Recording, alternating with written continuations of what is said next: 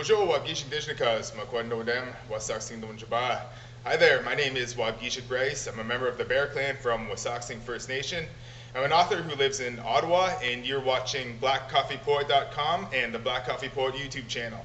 I'm here today to share a bit from my new novel called Legacy. It was just published by Theytus Press, and it's a novel about a young Anishinaabe family dealing with a succession of tragedies, and follows them throughout a span of about a decade as they try to overcome that. So I'll read you a quick passage about the main character named Eva. She is studying in Toronto, trying to follow her dreams, and dealing with being a young Anishinaabe woman in the city and all of the issues and themes that come along with that. So here is a bit of my new novel called Legacy. From the street outside, a fire truck siren blared suddenly, and the engine's rumble shook the building. Melissa stirred and groaned behind Eva. "Man, it's too loud here. Can't even get no sleep," she grumbled in that thick Res accent that seemed to get louder only when the two young women were together. If there was one virtue to the mayhem of the city, Eva thought, it was that there were always enough loud distractions to snap her out of any sad memories. "I need some smokes," Melissa proclaimed. "Want to go to the store?"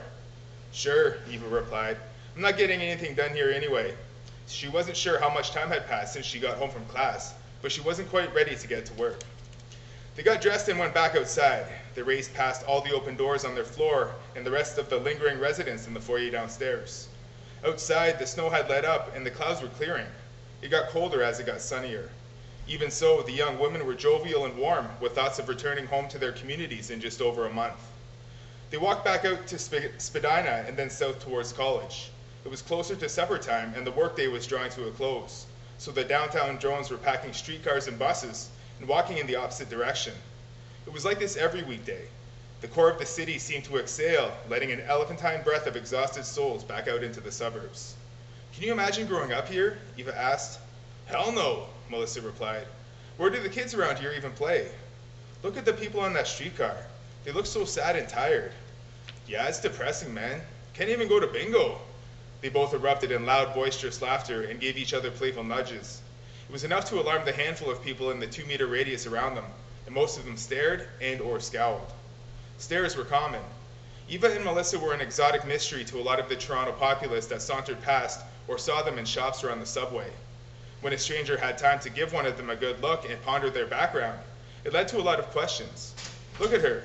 She's some kind of Asian, Latino, maybe from Hawaii?